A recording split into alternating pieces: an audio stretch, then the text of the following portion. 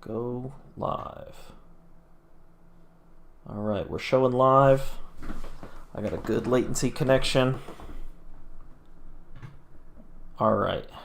So what are we going to talk about for 2 minutes here while we're just chilling? I know, really. What did we cover so far? We covered operating systems, Water. water. The fear of clowns. Yeah, well, that was brief. That was a hot one for me. I stand by it. I don't think people are really afraid of clowns. I think it's a thing people have been tricked into by media. Well, I mean, I don't think anyone's like what are they afraid of, right? Like, are they afraid of physical harm from the cow? From the clown, I mean?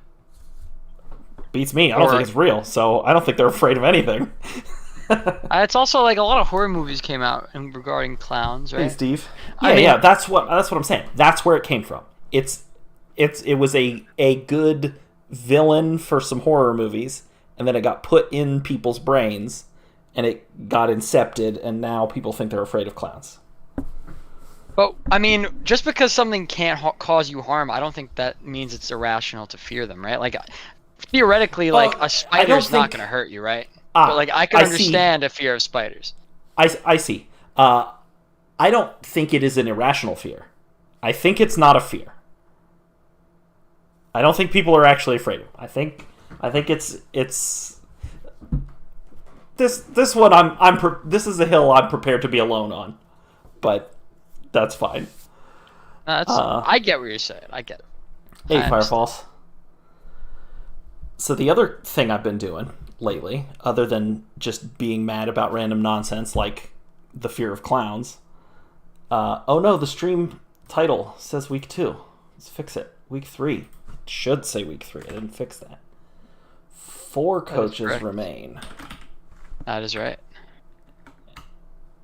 And we'll have our grand finals soon. Yeah. I gotta do my awards. We gotta compile those this week, probably, right? Yep. Getting we'll ready to go. Awards voting as well. Thank you, Firefalls. Yeah, the other thing I've been doing, I've been watching flint napping and primitive skills videos on YouTube, and it's a fine line where, like, if you go into some of the wrong ones, then you get into some conspiracy YouTube Aryan super ubermensch type stuff. But I've managed so far to stay in just the cool, weird guys that like to make stone tools. So you basically are watching people, like, create things through primitive means.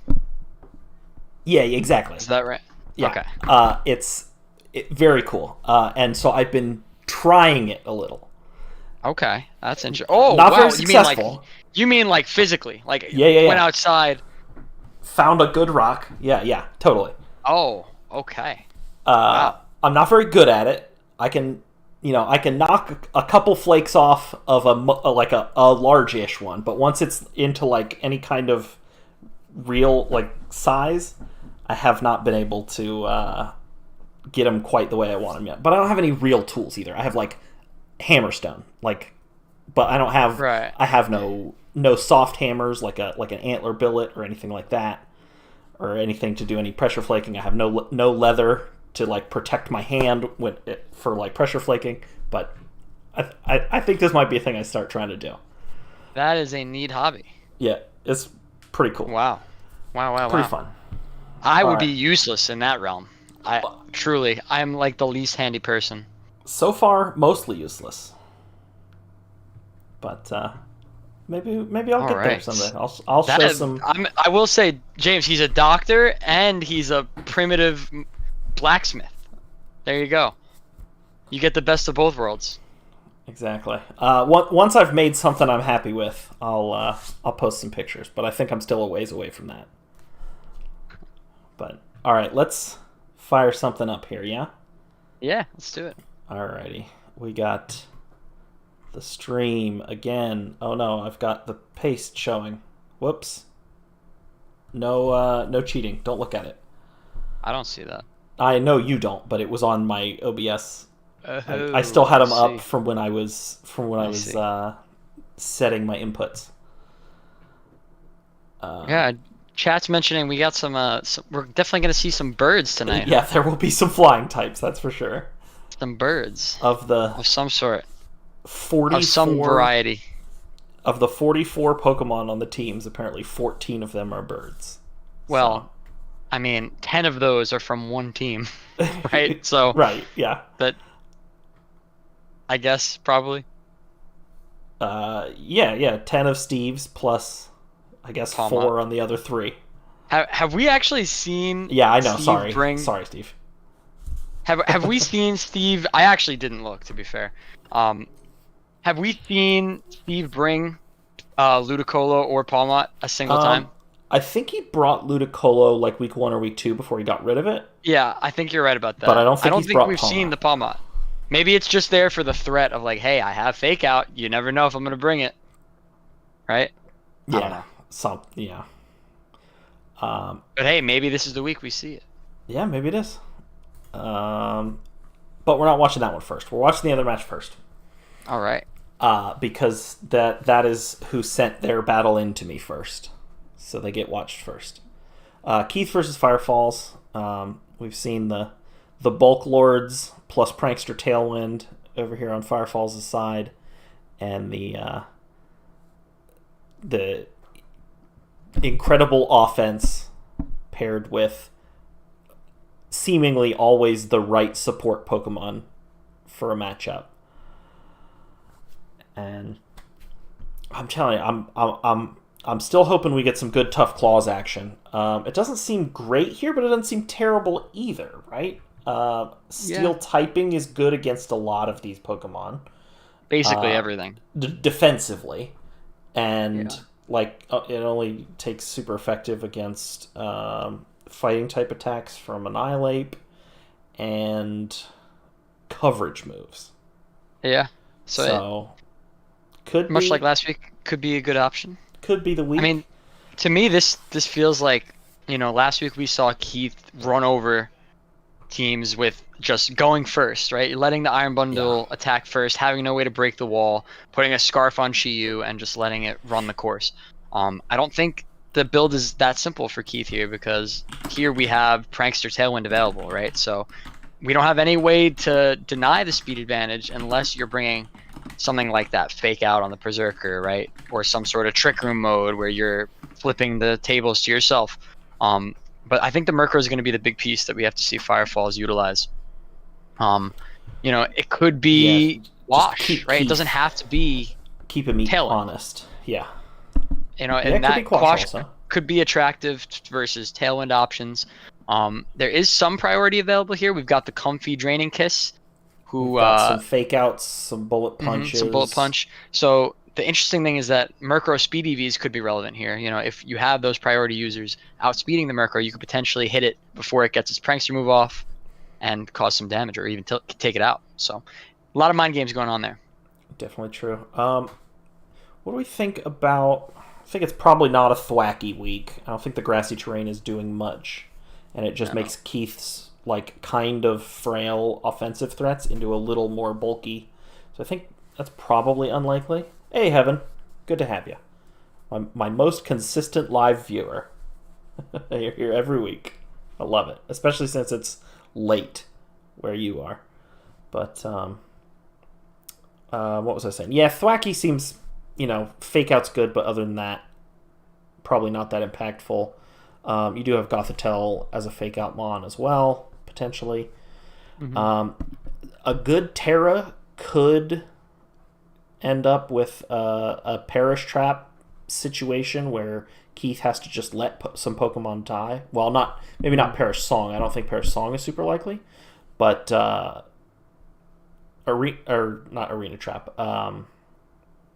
Shadow Tech. Shadow Tag. Thank you. Does seem pretty decent, although Frisk also always an S tier draft league ability. Yeah, I mean, so far in Firefall's playoff run, we've seen Moltres G shine, we've seen Brambleghast shine, and last week we saw the Dreadnought shine in a major way. We haven't actually seen the Gothitelle or the Annihilate really show off what they've been doing for Firefalls this season. So, I think they're certainly more attractive into a matchup like this where you have, you know, ways to live the hits from these monsters that are going to hit super hard. Obviously, you want the Annihilate to take a couple hits, get the Rage Fist boosts off. You kind of want the Annihilate to Terra here in this matchup, I think. But then again, it does resist the Dark. It's going to be weak to the Fairy on the Comfy, so I think the Firefall's Terra has to be right with Annihilate if we want to see it shine.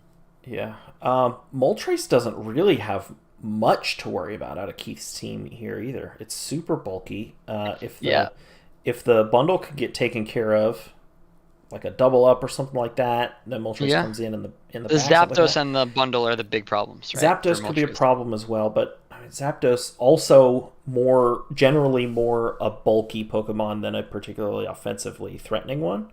So, maybe we Terra out of our flying type. Well, maybe not, but I don't know. It's I don't know. Moltres, as has generally been the case for Firefalls this season, probably going to be an important part of the plan for this week. Yeah, and Comfy is major here too, right, for Keith, because if you're worried about Murkrow, Moltres, and Annihilate, what better mon to have than a priority healing fairy move? He can't Terra all three of them, so having an offensive Comfy here could be really, really strong for Keith. Maybe we see if you look at Firefall's time, you don't really see Poison or Steel Stab either, which could be problematic. It's just coverage at that point, or Sludge Bomb out of Wheezing.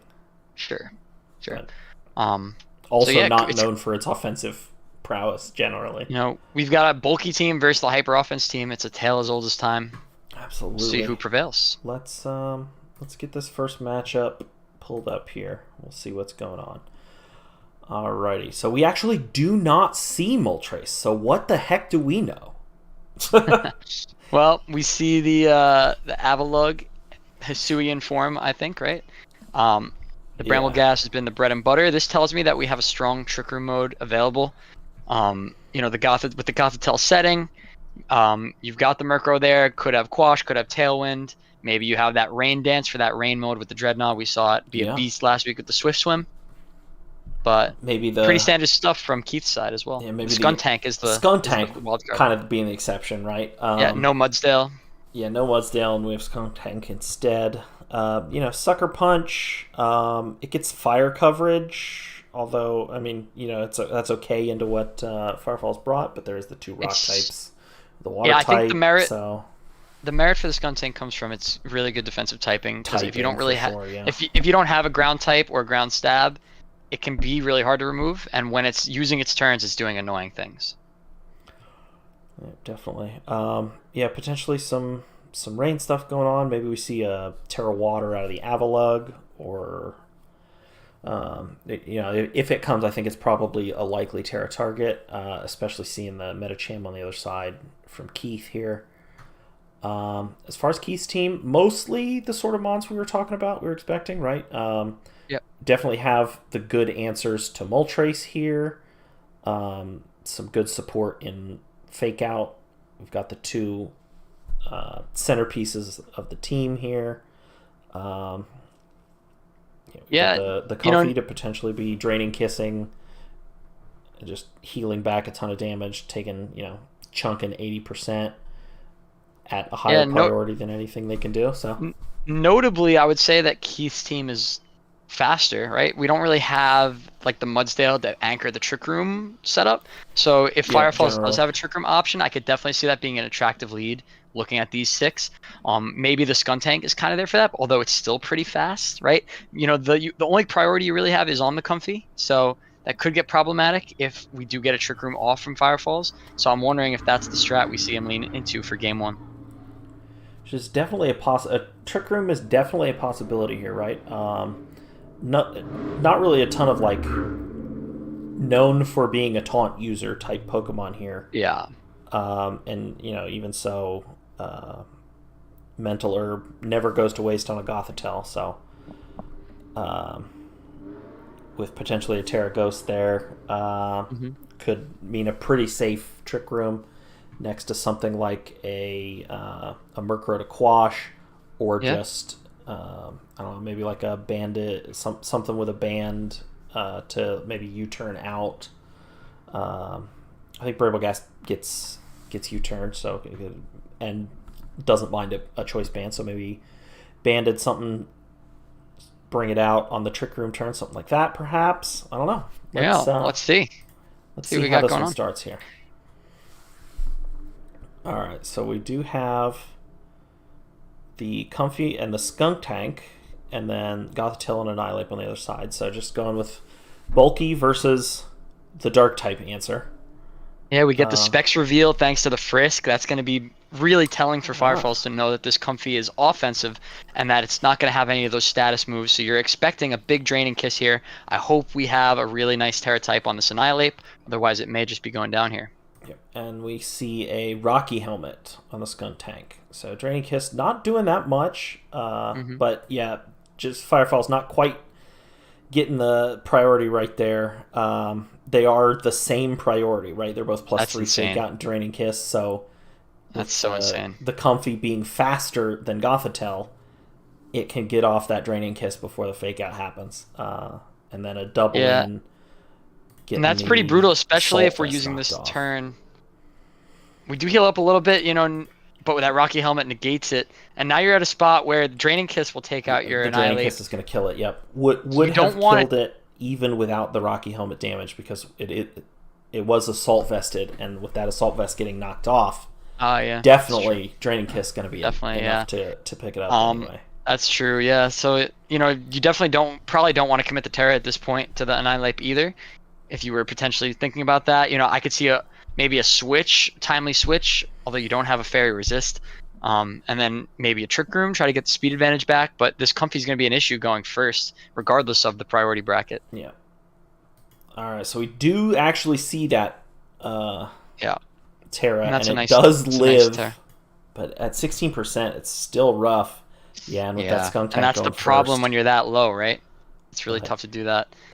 Now, here's the problem, too, is that, Avalugg is a mon that has a very low special defense stat against the Chi-Yu team, This could just kill it. I hope it's Sash.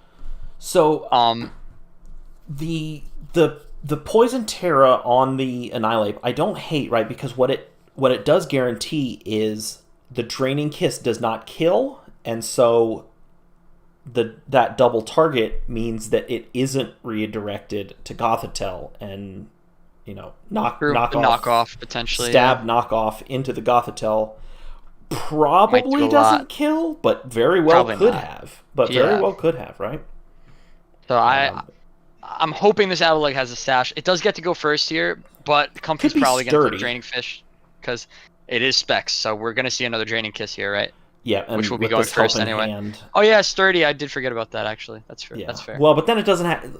Then it's not Strongjaw, which is like one of the things that Hisuian Avalugg has going for it over regular Avalugg. Yeah. Right?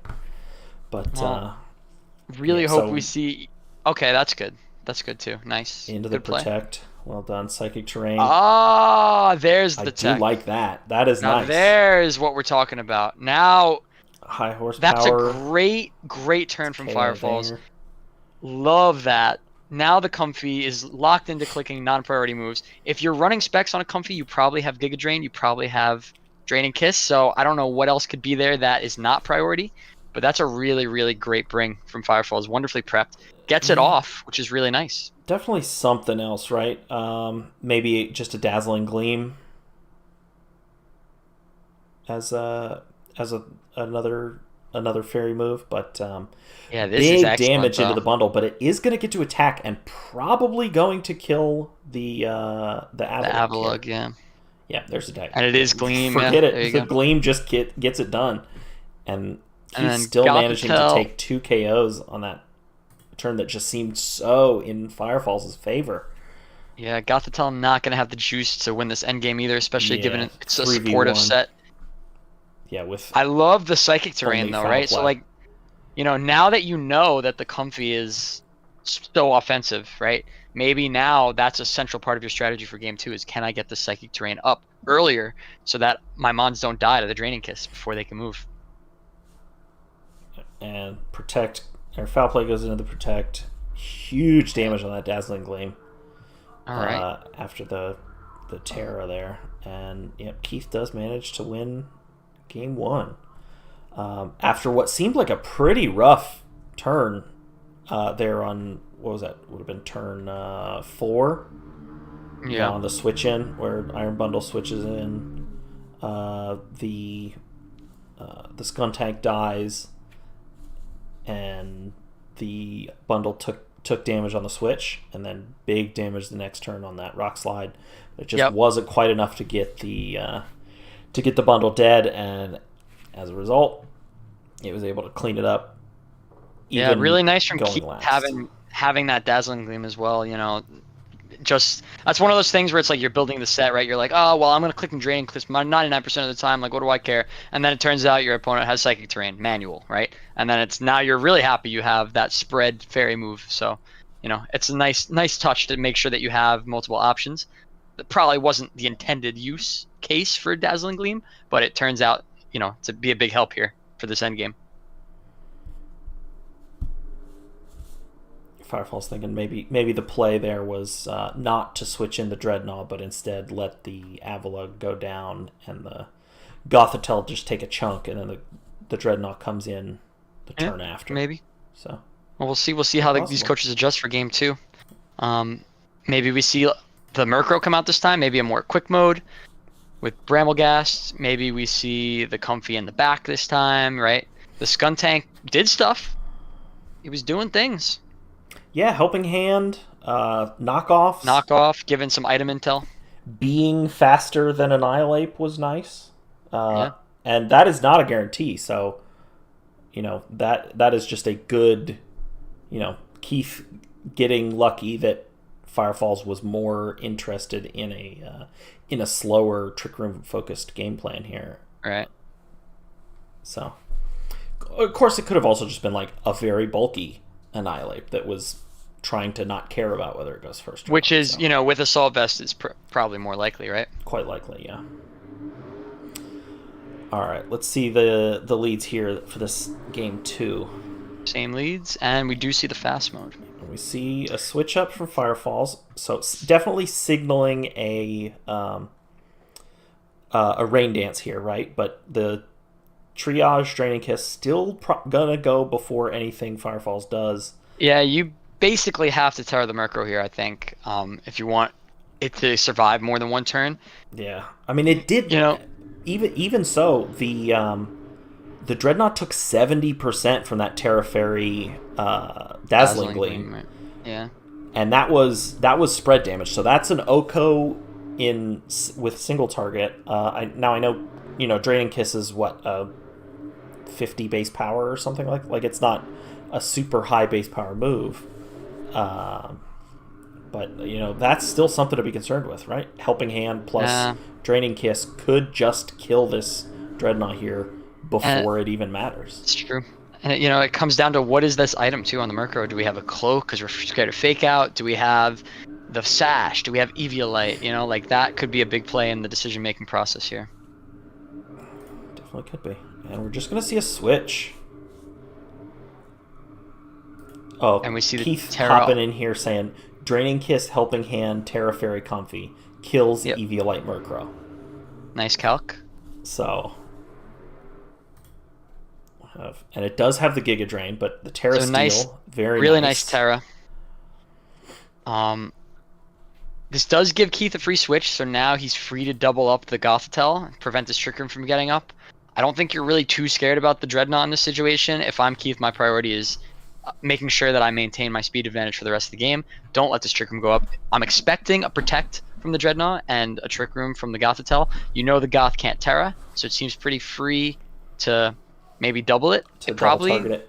The dies to a Hydro Pump and Giga Drain. The Comfy being locked into Giga Drain is kind of a bummer here, right? Like that's kind of anemic into what Firefalls is showing. So it's always a possibility that it doesn't, and it could also just be like, fake out the bundle and attack the bundle. Yeah, that's true. Just try and make it a 3v2, and just hope that, and then the Comfy can't switch and it's locked into Giga Drain, and you don't really care about Giga Drain that much, is a possibility. That's true. Right? Like, that's a good point. That's kind of what I would be thinking on this turn if I'm Firefalls. Like, get this bundle dead, and get this Comfy locked into its worst move. That's a really good point. Good analysis. That Firefalls could be thinking, maybe this Comfy doesn't like being locked into the grass move. It might switch. I'm going to utilize this turn to fake out and eliminate the bundle. I think either are reasonable plays, honestly, in this situation. So it'll be interesting to see what they go for. Let's see what we got. And looks like Keith agrees. So protect, and it's probably the Trick Room play, right? And then the Trick Room goes up. There we go. Got Terra Grass here from the bundle. So unlikely to have good coverage that's going to one-shot this bundle now that it's a grass type. The Comfy still locked into Giga Drain. What did it do? It did 24% against the Dreadnought. So not enough to kill on its hit. So definitely not enough to kill. Maybe a double up is, but I mean, they're both going to get to act before the bundle does. So could just be coverage, or like neutral, and I just think hope that's the play, right? Hope you can get it dead, and then this bundle can't protect again, right? You don't know what the Comfy might switch into, so I think it's reasonable to utilize this turn while you know that Comfy's locked into a suboptimal move. It either has to switch or continue clicking that suboptimal move. Use this turn to take advantage and take out that bundle would be a great play. Yeah. Let's see. If I'm Keith, I'm thinking I want to be switching out this Comfy, right? Because I don't think this Giga Drain is really going to get it done versus these two. And I'm thinking either a double protect or just hope that the Gothitelle is not very offensive. And so, maybe put the Dreadnought down to, 12% or whatever with a... I don't know, or ice freeze dry or something like that. It's probably not going to do that much to it, but with the Giga Drain, it might be enough. Sure. Well, but I'm thinking I want to be switching out the Comfy. Yeah, several options. Let's see what they opted for here. Let's see what happens here. No, they're just going to Giga Drain. Goes for it. Foul play comes out. Yeah, as the only Rock option slide. there. All right, maybe we get some flinches here. Rock slide. Yeah, maybe a flinch we're looking for. Freeze Doesn't dry. Get it. Yeah, is going to do enough. The Murkrow is going to come in here, and we're finally seeing the switch out. I think Keith sees this as his last realistic opportunity to get that choice locked Pokemon switched. The Gothitelle with Foul Play being its only offensive move here, really not getting it done against all these special attackers. Yeah, this is a tough situation for Firefalls, and this is kind of the problem when you bring multiple supportive Pokemon to the match, because you're kind of relying on those two heavy hitters to deal all your damage, right? And then when you lose one of them unexpectedly, now all of a sudden you have a really passive duo out there that doesn't really have enough damage to utilize your speed advantage. So I kind of wish maybe that you had the Avalugg instead of the Murkrow here if you were going to go for this slow mode in the back. But, maybe Foul Play is enough to get it done if you double Foul Play into the bundle, but it could also protect. So the Foul Play did... it did 17%, so I don't think not even enough. So I imagine if you press play, we're going to see not a lot of damage coming out from Firefalls here. And we see the protect anyway. Pretty good protect, given that both these mons can't really touch the Chi-Yu. Icy Wind, right? I do kind of like as a play here, right? Because one of these Pokemon is staying in once it will still be in once his Trick Room is over, and if you can get, and they're super fast right now in comparison to what Firefalls is showing, so just investing in the future a little bit, I don't hate it all. It is 3 turns out though, right? So I'm thinking the Icy Wind. I'm more concerned that the Icy Wind is just because Terra Grass as well. Yeah. So I'm more concerned that the Icy Wind is here because there's not another attacking move on the Murkrow, maybe. Just not something better. That would be kind of a bummer, wouldn't it? Yeah. Well, I guess we'll find out if we see what that clicks next. Yeah. All right. But so Comfy gets back in here. Psychic Terrain. I like Psychic Terrain. Nasty Plot is a scary thing to be seeing. Yeah. Maybe I think your play at this point is just making sure that this Chi-Yu is way slower after Trick Room ends. Tailwind's a good way to do that, right? Yeah, definitely. Murkrow, I think, kind of doing what you want it to here in this situation, but this foul play just really kind of a bummer. In terms, I think of you need the damage output. Annihilate in right now, right? And yeah, if Annihilate is your last mon, that seems pretty nice. Do we have the Terra available? I don't recall seeing it No, from... we Terra Steel the Dreadnought. Oh, that's right. That's right. So, you're going to be eating a big Dazzling Gleam, so you do have the Assault Vest with no knockup, and it's the Wind Rider, though. We do have Wind Rider here, so... Okay. So we get the attack boost. With it being Dazzling Gleam, it is going to get to go first. Very potentially just killing the Comfy, right? Because it can't triage anything. Yeah, the problem is that both of your stabs are resisted by the Chi-Yu, who's +2, right? And it has Flamethrower. True, and it's going to get to do something or whatever. This grass type, yeah. Yeah. I like the Protect. Get some more chip with the Gothitel's kind of your only play here. Gleam. We do see nice a berry. Get back up a little bit. Okay, so we're getting some chip. Yep. It's a good turn. So if I'm Keith, I'm feeling much better now. I got through the Trick Room. I mean, I'm still kind of going second because of this Tailwind nonsense and all this Icy Wind that was happening here. When my bundle comes back in, it's not going to be boosted. So, we're going to be slower generally. But I love having this Flamethrower here. The Chi-Yu is at +2.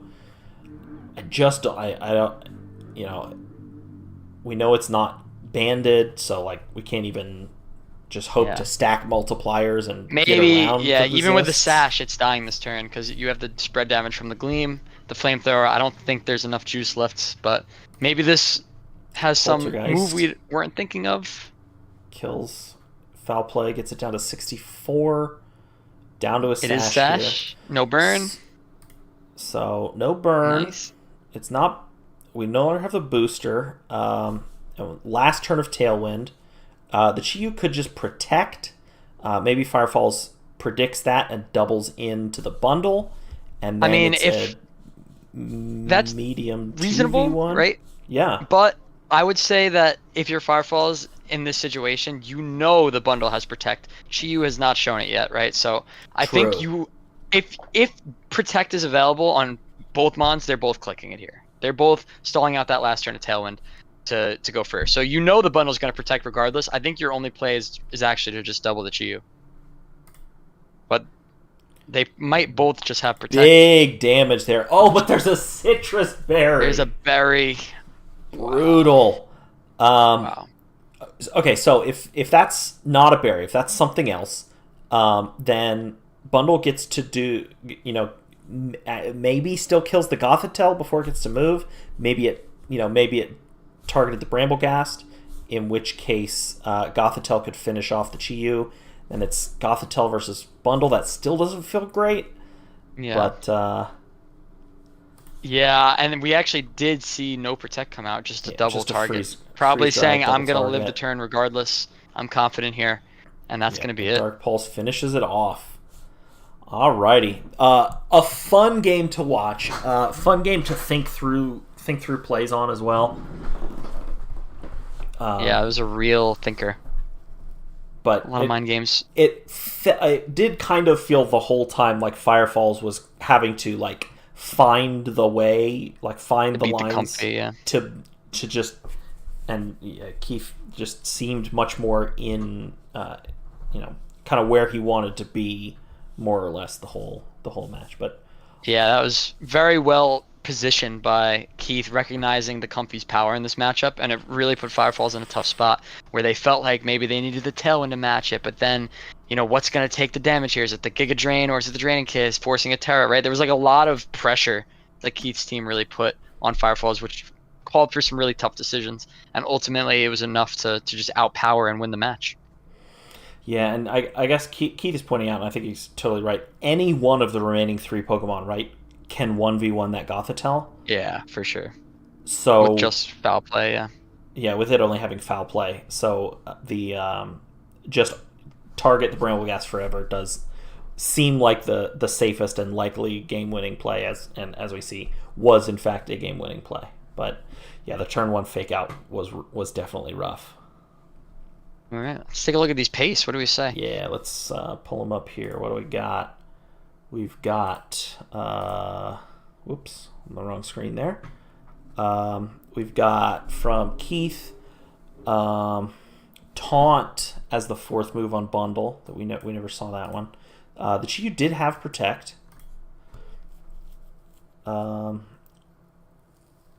Never saw the Zapdos come in. It was the same 4 for both matches. Trick on the Specs as a 4th move there. So just two fairy moves plus Giga Drain. All you need. And especially in a matchup with no fairy resists, right? Yeah. Aside from the wheezing. But we did see the what else we didn't get to see the Sucker Punch. Yeah, or the Poison Jab. Actually, we just saw Knockoff and Helping Hand, but we do see Bullet Punch, although without Berserker. Still probably pretty good with that Terra Steel. Bring it next week, power. Keith. Pure power. Maybe we'll see it. And yeah, we just see Chi-Yu be a menace. Keith really liked putting this berry on the Chi-Yu, right? It does have pretty significant. It's bulkier than you think. The physical bulk is certainly lacking, but it definitely can live the hits. And when it does, I'll tell you what, there's nothing that feels worse than almost killing the Chi-Yu, missing by a couple percent, and watching it just go back up to 45%. And then it jumps up to 40 or whatever. Yeah, it's brutal. So really well built by Keith. Yeah, awesome. Any other fun stuff? The Rocky Helmet did end up being pretty nice. Doing chip into that Dreadnought, let the Giga Drains kill it. Yeah, also negated the heal from the Annihilate in game 1. Probably helped it. Drain Punch, yeah, definitely. Probably helped it live too. Or it helped it die, for sure. Yeah. And then, so let's see what else we got. So we did have Hurricane and Rain Dance as the other moves on Murkrow. Eviolite there. Wide Lens Avalugg to make these Mountain Gales and Rock Slides always hit. Well, I get not always, but it makes the Rock Slide 92.5%. So yeah, we do see Hurricane on the Murkrow instead of the Icy Wind, so there was another attack available. We see Shadow Sneak, which got negated by the self Psychic Terrain in that second game. The Life Orb we knew about, and then pretty Gunk cool Shot stuff. Had some poison. Yeah, so maybe maybe the Gunk Shot. Maybe the play in game 2, right, was to lead the Annihilate again and just Terra and Gunk Shot, because it doesn't matter if you're using Giga Drain or Fairy moves into that slot, it's resisting. And you're dealing super effective Terra. You know that the Comfy can't protect, and you know that it's Terra Fairy as well, so it can't Terra out. So having that stab Gunk Shot might have been really nice. Maybe if that was probably just to clean up sashes. Any sashes, yeah. Yeah. Maybe like the bundle probably, right? Yeah, but maybe if we saw the Annihilate in the back instead of that Murkrow in the first game. In the second game, it could have been the difference. Well, Murkrow was actually in the lead, but I take your point. Yeah. In the end game. And listen, it's a tough spot because I understand why you feel like you need both, right? Like you need the Murkrow and you need the Gothitelle. It's just a tough spot. Keith, that's what Keith's been doing all season, putting his opponents in tough spots. Yeah, Keith said, "Here's my hand. Can you beat it?" And so far, the answer has almost always been no. I think Keith was 6-1, right, in the regular season. I don't recall exactly. 5-2, maybe something like that. 5-2.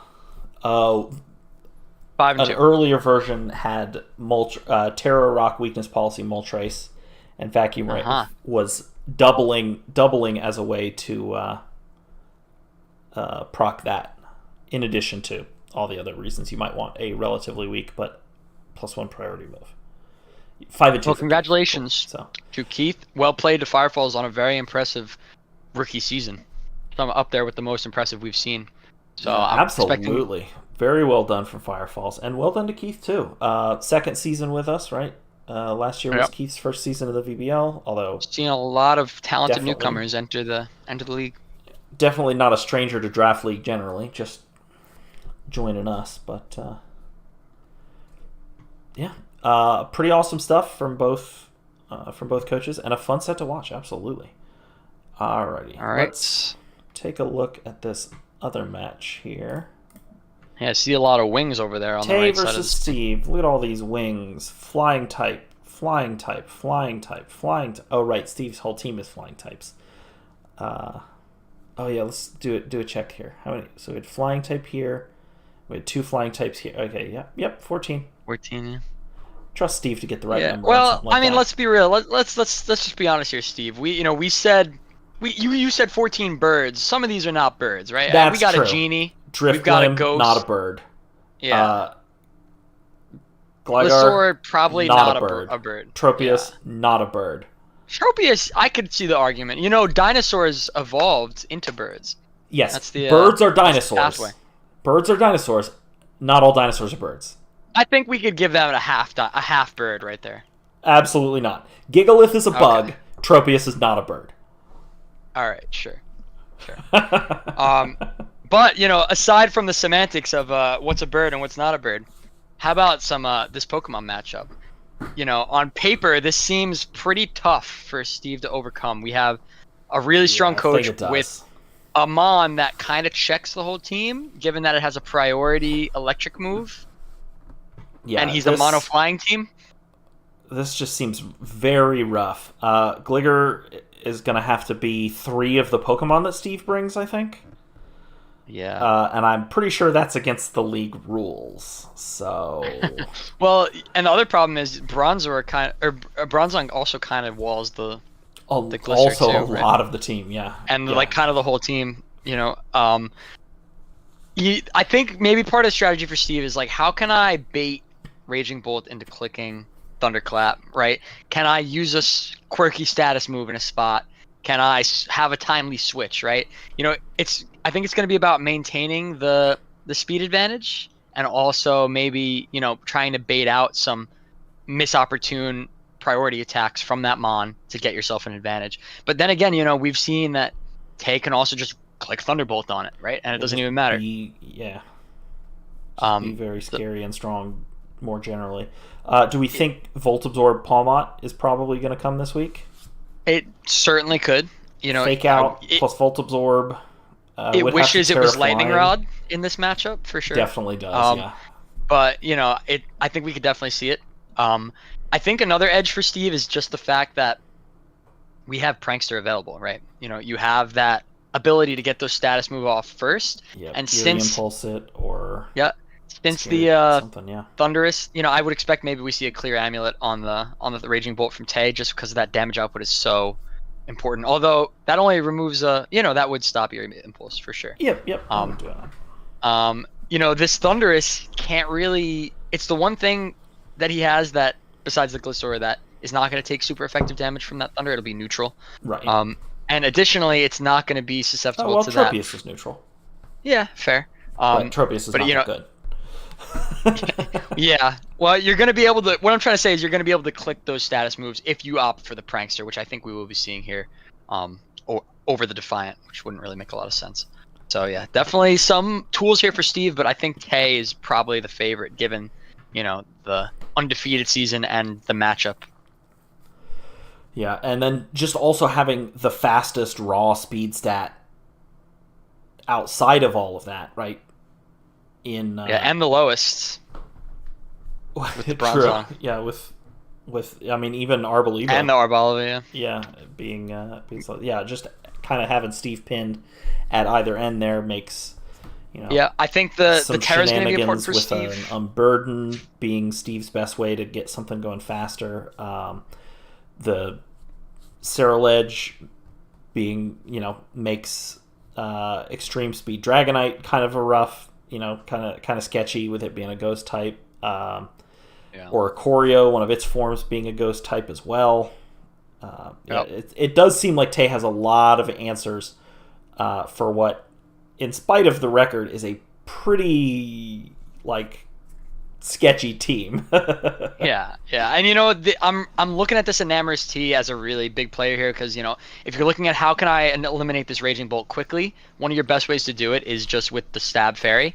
But the Stab Fairy also is not great here against the Bronzong and the Ceruledge. So it's like there's checks here for Tay defensively that can kind of help them get an advantage. You could also have some stuff going on with Dragonite, right?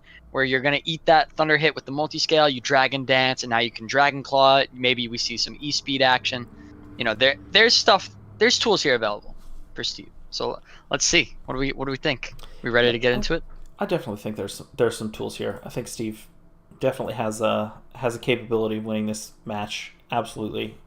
Two great players, both perfectly capable of winning this match. And we do see the Oricorio, but electric form Oricorio. So two electric types.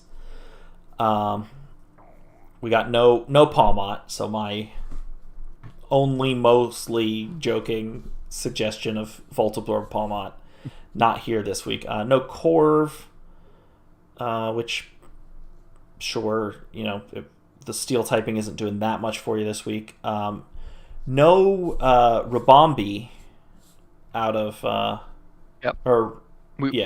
Rabombi, or what is it? Or is that the one that evolves into it? Yeah, you're right. It's Rabombi. We do see the Persian A probably opting for that as a supportive piece. Could be a fast Icy Wind, Scarf. Could have fake out support. Really just kind of like a versatile mon that we could probably see out in lead here. I'm interested to see if Tay prioritizes speed control here. We do see the Great Tusk as well, which I was thinking maybe wasn't a great candidate to come to the match, given the ground stab feels not great unless you're running like some weird gravity stuff, which would be crazy. And also the fighting type gives you a weakness. Gravity. Yeah. So the Tusk is also susceptible to all those flying moves that are available on Steve's team. True. Yeah. So I'm interested to see what the set is there. And I think majorly, though, you're looking at the damage on Tay's side. It seems lacking outside of those two Protosynthesis Paradox Mons, right? Like, unless you have a more offensive Bronzong. So that could be something going in Steve's favor. If the Vaporeon does get Calm Mind now, and there's not really a ton here that's super threatening up front to the Vaporeon, so that could be a way that Tay's looking to get more offense. Apparently, Scarf Head Smash kills the whole team.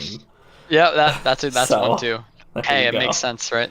Sometimes you just need a big attack stat and a big base power move. So let's see what lead Steve opts for here. I'm interested. Let's see how we start. Let's see what we got. All right, we see the Raging Bolt come out, and we see Dragonite and Gliscor. And Gliscor here. So if I like that you have the Gliscor out in lead here, the Bolt doesn't really threaten it as much. Like, both of these Mons pressuring the Raging Bolt right away. Yeah. And let's not pretend about the Draco Meteor. So we did not. It is not booster energy either. So probably Clear Amulet. Yeah, so probably Clear Amulet, and the Dragonite can definitely just be faster, right? I like the Terra Fairy, removing the electric weakness, making the Dragon weakness an immunity. Yep. We see the Mental Herb, which tells me this is a Trick Room setup maybe coming. But we see the Ice Spinner, breaking that multi-scale.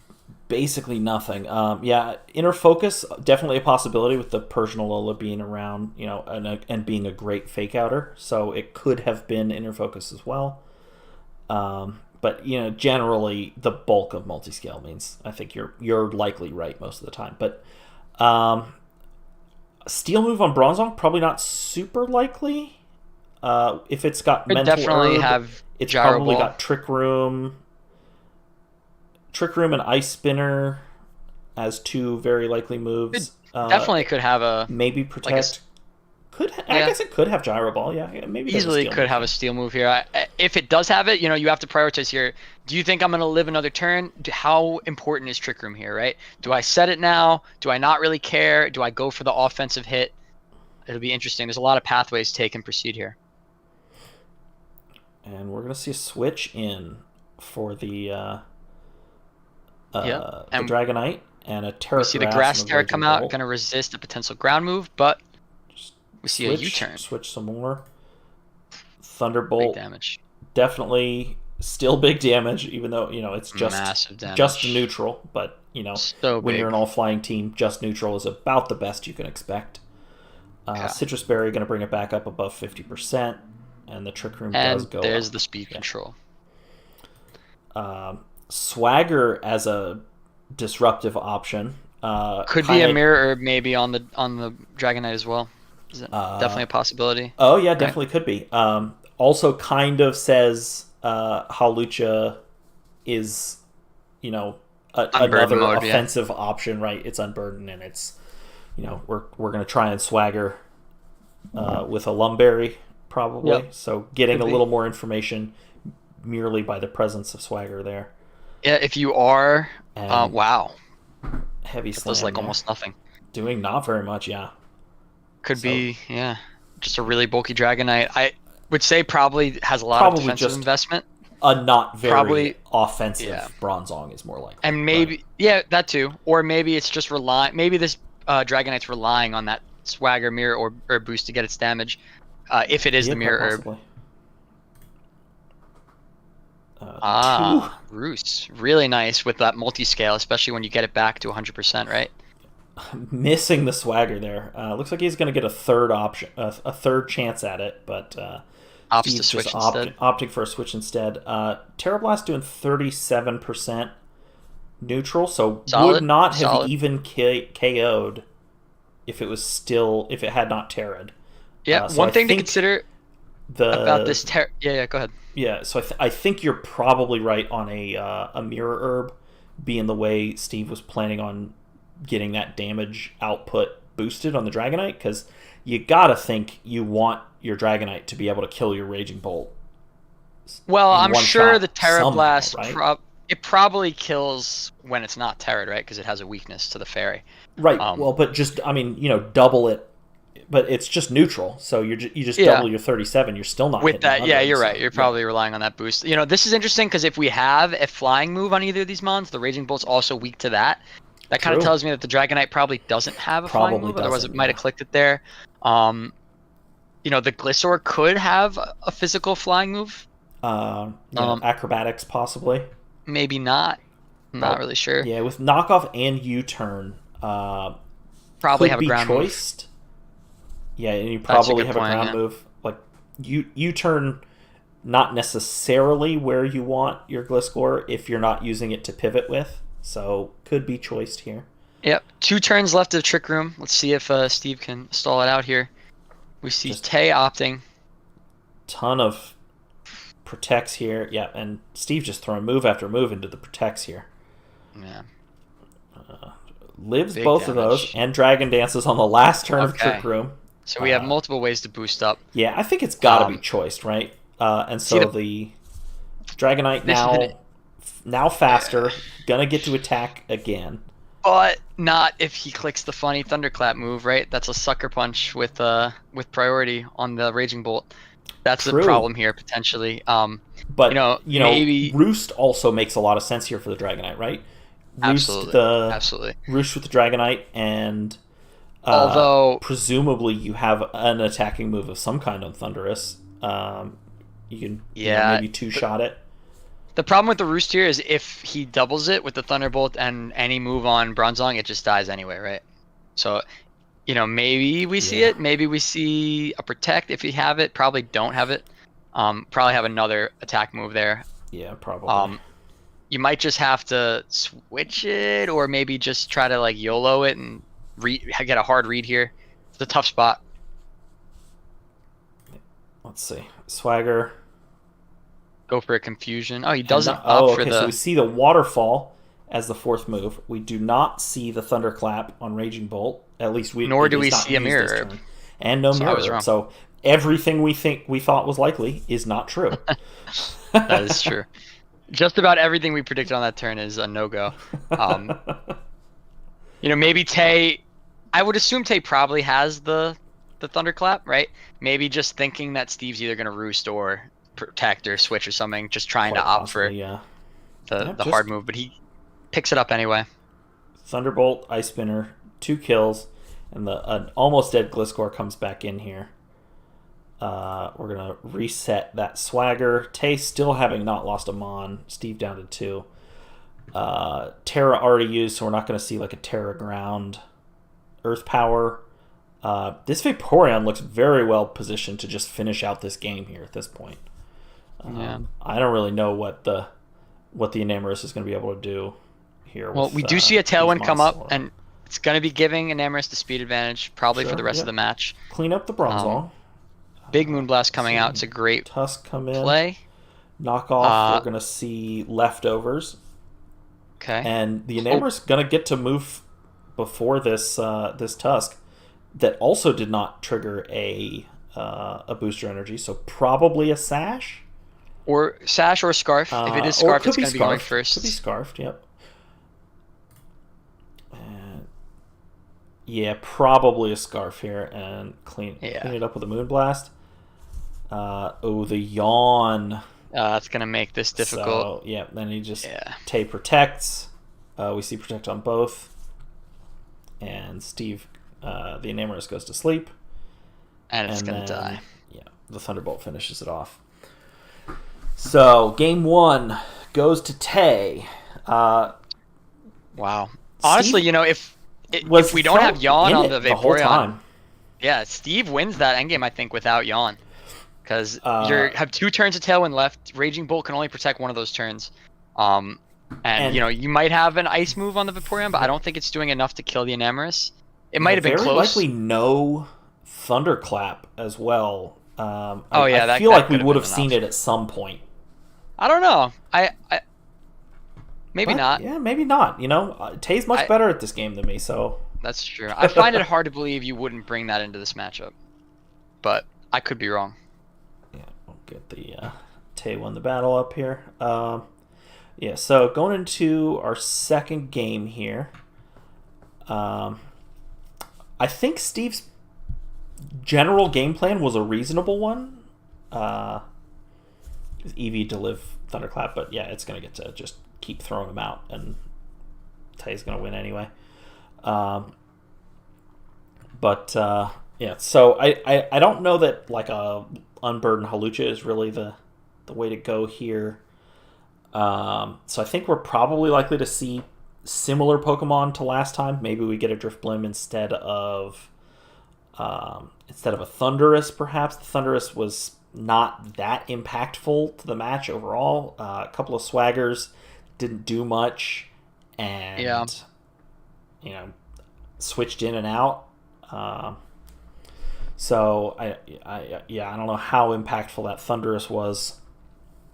If you have Eerie Impulse, I know Steve is probably scared of a Clear Amulet because it's just such a waste of a move, right? If you click it and it's Clear Amulet, you've kind of just like screwed yourself. I really like the Dragonite set, and I think it has the tools to do a lot of damage here. I feel like the Enamorus has to be part of the plan, just because that Fairy Stab was looking pretty good aside from the Bronzong and did big damage to it even through. It might be like some kind of Fairy boosting item on this Enamorus to do that much damage. Maybe we see like a Pixie Plate or even Specs. We really only saw it click Moonblast.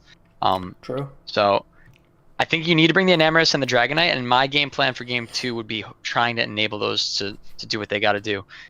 That's very difficult here, right? Maybe you have Thunder Wave. Easier said than done. Maybe you bring the Drifblim to have the option to reverse Trick Room or set a Tailwind. It could be nice. I don't know. It's tough. It's a tough team to face off against. All right, let's see these leads for game 2 here. We got a Raging Bolt, we got a Bronzong. We do see the Thundurus again, and we see Terra Ground Drifblim here to start off game 2. Mm-hmm. So another Terra Blast probably, although it could just be defensive, right? Could be defensive to try to get off speed control, maybe a Trick Room or a Tailwind. Helping Hand. Oh, Self Swagger on the Drifblim to Berry, probably Lumberry, and then it's gonna be a physical Terra Blast maybe at +2 with Minimize. Oh jeez.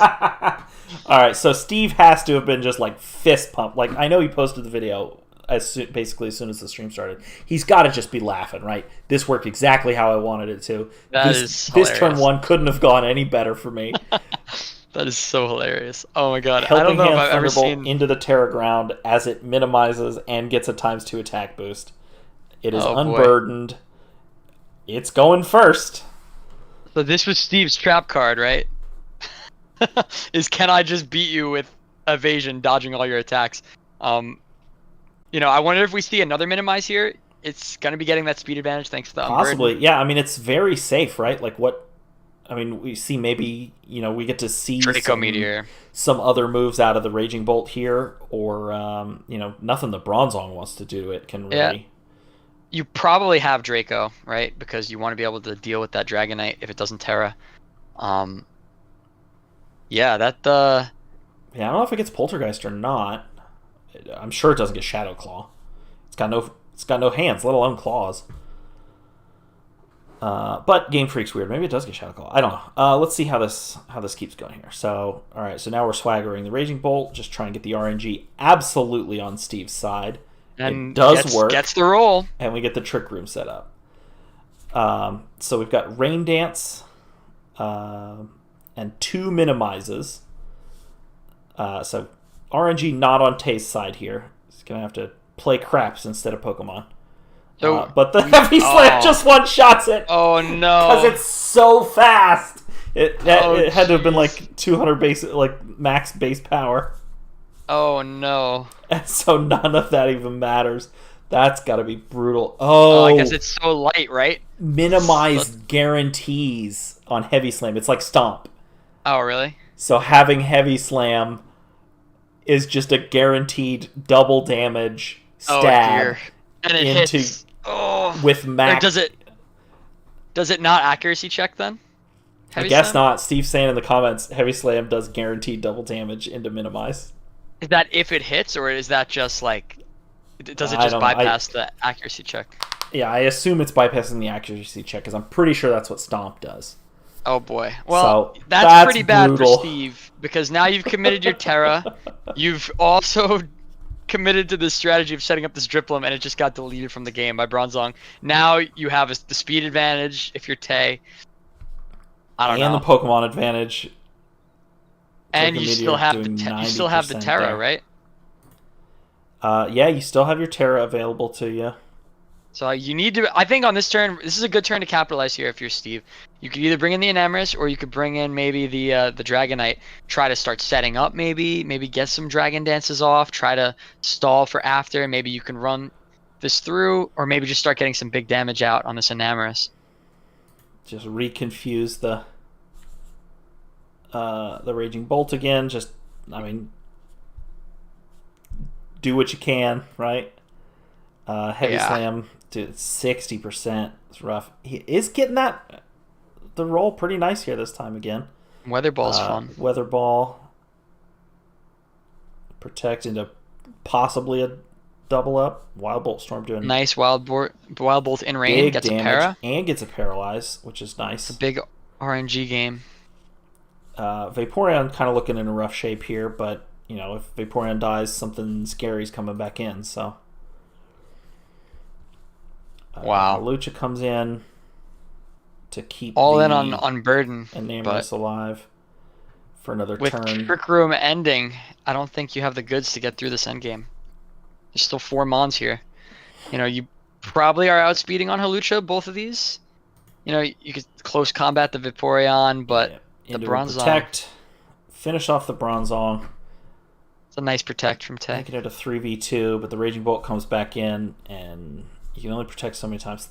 Okay, so we do finally see the Thunderclap. There it is. Nice. It comes at a time. That's really nice. A substitute from the Hawlucha. Probably gonna then eat a berry. Yeah, eat a berry and then be unburdened. Ice Beam into a good protect out of Steve. Trying to double protect there. Just Yep. Eating the Thunderclap. It's nice. Some really good preservation tactics here by Steve to keep him in the game. This Bolt could be choiced because we have not seen it use a different move at any point when it's been Thunderbolt, Thunderbolt, Thunderbolt, or it's been switch out Draco Meteor. Yeah, it could just be Specs. It's done a lot of damage. Specs, and just hitting Protect now means this Raging Bolt is kind useless. of neutered for a while. And if Steve recognizes that, it could be really nice here, especially if you can lock it in here. But failing the Protect on the Enamorus is probably going to drop. So the Drifblim has Baton Pass. Right. And Steve got Steve got greedy and instead of passing to the Halucha, hit a second minimize. That's fun. But just the goal of Steve protect. to bring that all right, thanks, to a Keith. semifinals match. Enamorous can't quite get it there. Roost gets it back to full. Yeah, and now he can just thunderclap forever. Yeah. It's gotta use an attacking move. And there it goes. And there it goes. Well done to Tay. Well done to Steve, taking a very silly team as far as he did. Excellently done. Another fun one to watch. Not as back and forth as Keith versus Firefalls was. It was a little more one-sided. The Terra Grass Raging Bolt just kind of being a menace. And the heavy slam really ruining Steve's day. Really. And we did get confirmation in the in-game chat between these two that it does bypass the accuracy check. So yep. That's unfortunate to say the least that they opted for heavy slam and not gyro ball. So yeah, really well played to Tay. Another dominant season from the MVP. We'll see if they can finish the job. They're gonna have their work cut out for them. Yep, our grand finals next week is going to be Tay versus Keith, the Nebby Backpackers versus Ursa Ring That Bell. And I can't wait to watch it. Some announcements in the meantime. If you have not put in your awards, put those in. We will compile those in a day or so, we being some mod, maybe me, maybe somebody else. We'll get those compiled into a Google form so that everybody can vote for them. We'll have awards before the match next week. And we will also have the How Did People End Up on Sheet 30 next week. The former meme coming back for I will be explaining that. The people have been waiting. Unless everybody says, like, no, don't tell us, we never want to know, we never want to know. But if people want to know, just say nothing, and I will tell you. And then we'll also watch a match between Tay and Keith. Did we take a look at these pastes? Oh, no, we did not take a look at these pastes. Wait, we're not done. Let's take a look at these pastes. Chopelberry Persian for the Halucha is nice. Yeah, Chopelberry. It is Scarf on the Tusk. Clear Amulet. And yeah, Scarf on the Tusk. Sash on the Oricorio. With Revelation Dance, unsurprising. Love Terra Ice Revelation Dance on Electric Oricorio to give you, you can't have both, but you do get Bolt Beam coverage, depending on whether you've Terra'd or not. Is pretty nice. Let's talk about this Tusk for a second. It literally has no stab move. It's 4 coverage moves. coverage, yeah.